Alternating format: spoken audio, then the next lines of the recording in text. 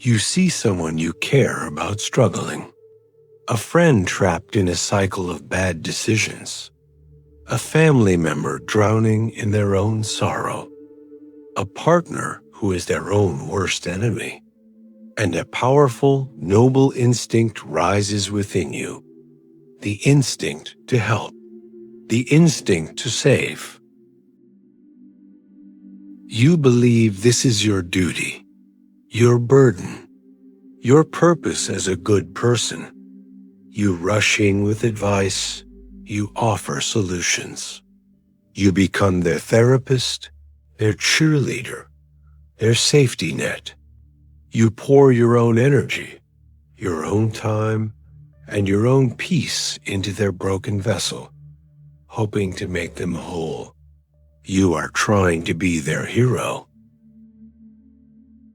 And you are slowly, quietly destroying them. And yourself. The desire to save people is one of the most seductive and destructive forms of ego, ever disguised as a virtue. It is a noble-sounding poison. It feels like love. It feels like compassion. But it is often a subtle form of arrogance, a deep-seated need to be needed, and a profound disrespect for the one thing that can actually heal a person, their own sovereign power to save themselves. The ancient Stoics, the masters of human autonomy, understood this cruel paradox. They knew that the greatest help you can offer a struggling person is not to carry them.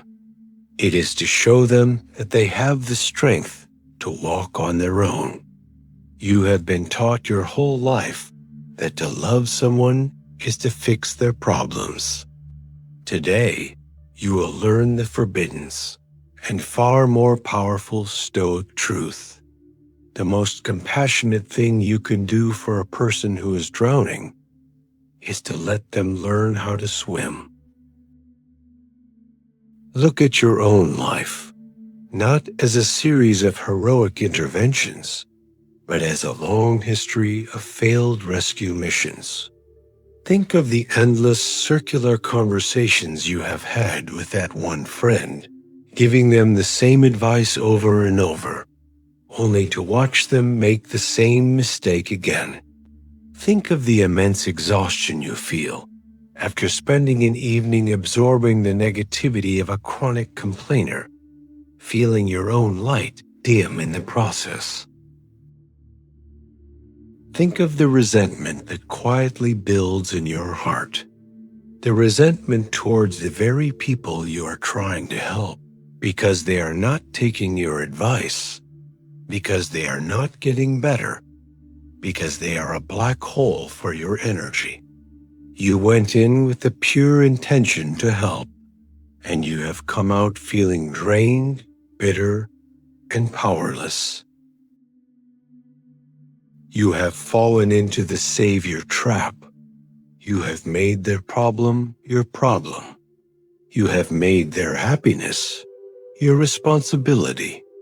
And in doing so, you have robbed them of the most important gift you could ever give them. The gift of their own struggle. You thought you were helping them avoid pain. But pain, as the Stoics knew, is the primary ingredient of growth. By trying to shield them from it, you are not saving them. You are keeping them small. You are keeping them weak.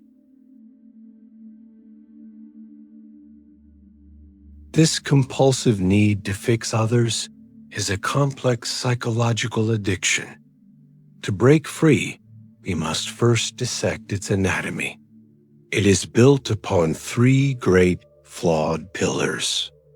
They are the lies that keep you playing the hero and keep everyone, including yourself, trapped in a cycle of dependency. We will now demolish them. The first pillar is the lie that helpfulness is the same as kindness. Our culture has taught us that a kind person is one who always steps in, who always offers a solution, who is always ready to fix things. But this is a shallow and often harmful definition of kindness. True kindness is not about providing easy answers. It is about respecting a person's autonomy. It is the deep, unwavering belief that the person in front of you, no matter how lost they seem, possesses the inner resources to find their own way. To rush in with solutions is a subtle act of disrespect. It carries an unspoken message. You are too weak, too foolish, or too incompetent to solve your own problems. You need me. You are a child, and I am the adult. Think of it like this. You see a child struggling to tie their own shoes. The helpful response is to immediately kneel down and tie them for the child. You have solved the immediate problem. The shoes are tied. But what have you taught the child? You have taught them that when they struggle, an external force will arrive to fix it. You have taught them to be dependent. The truly kind, the truly wise, Stoic response is different. You sit with the child. You offer quiet encouragement. You might show them the first step, but you allow them to struggle with the knot. You allow them to feel the frustration. You allow them to fail and to try again. And when they finally succeed, the look on their face is not just the look of someone with tied shoes. It is the look of someone who has discovered their own power. You did not give them a solution. You gave them something far more valuable. You gave them a victory. Your unsolicited advice, your frantic attempts to fix your friends' lives, is the emotional equivalent of tying their shoes for them. You are stealing their struggle, and their struggle is the only thing that can make them strong. Give a man a fish, and you feed him for a day. Teach a man to fish, and you feed him for a lifetime. Ancient proverb.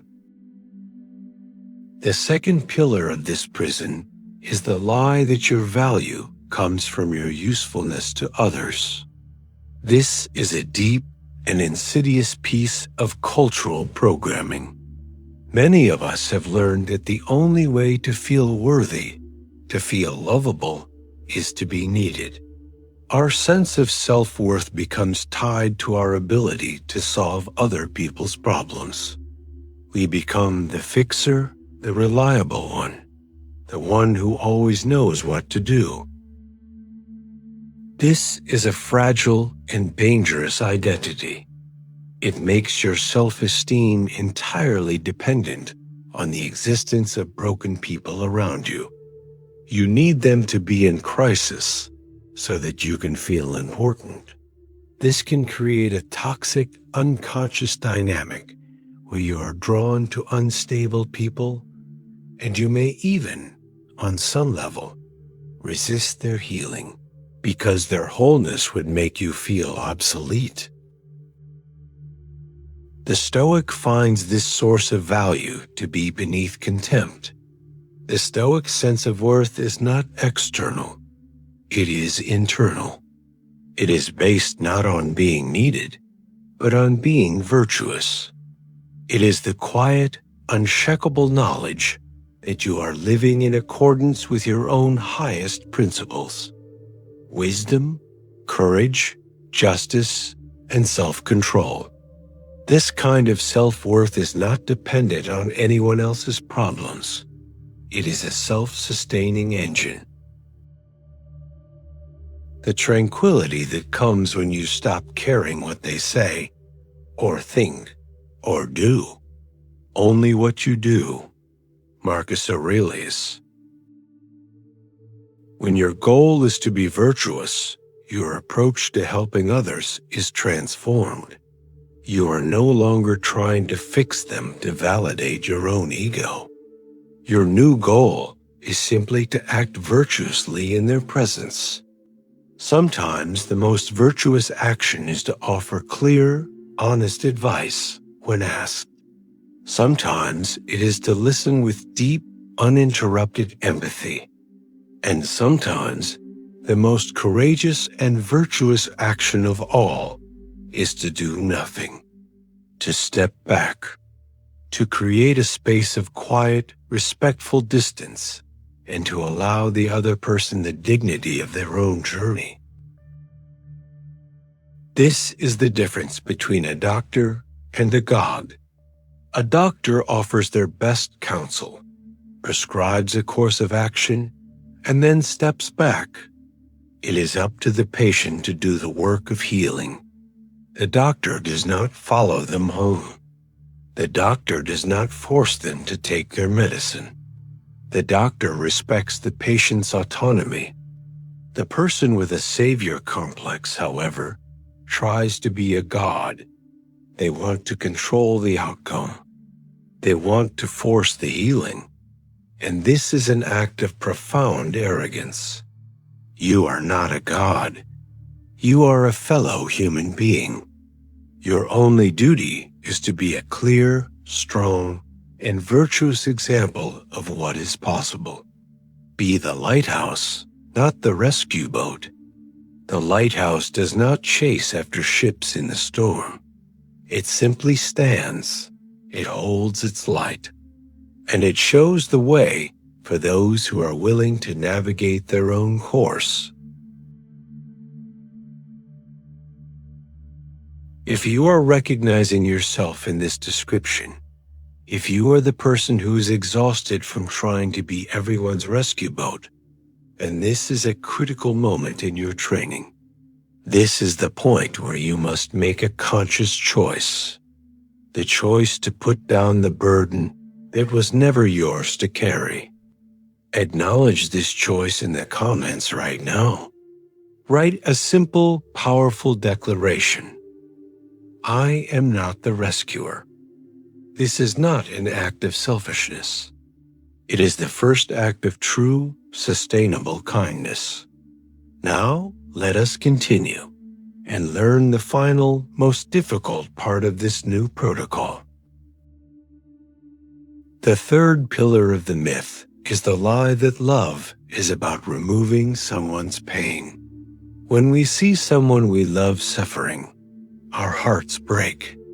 Our immediate, overwhelming instinct is to do whatever it takes to make the pain stop. We offer comfort. We offer distractions. We tell them everything will be okay. We try to solve the problem that is causing the pain. But what if the pain itself is not the enemy?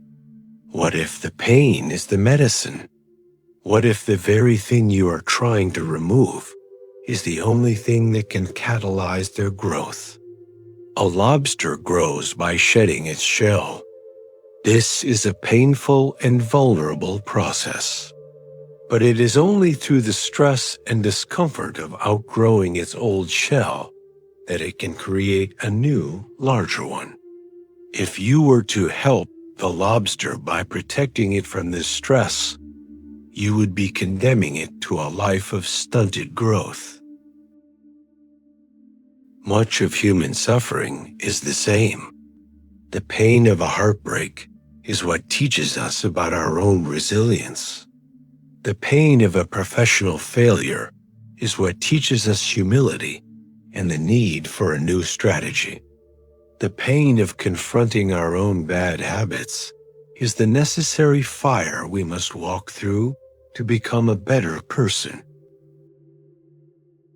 To try and remove this pain from someone you love is to rob them of their own curriculum. It is to steal their own personal and necessary education. The truly loving and truly stoic response is not to try and stop the pain. It is to have the courage to stand beside them in their pain without flinching. It is to offer your calm, steady, non-anxious presence. It is to be the solid ground beneath their feet while they weather their own storm. It is to communicate, not with words, but with your very being. I cannot take this pain away from you, but I am not afraid of your pain. I will be here. I will witness it, and I trust completely in your strength to get through it. This is a radical act of love.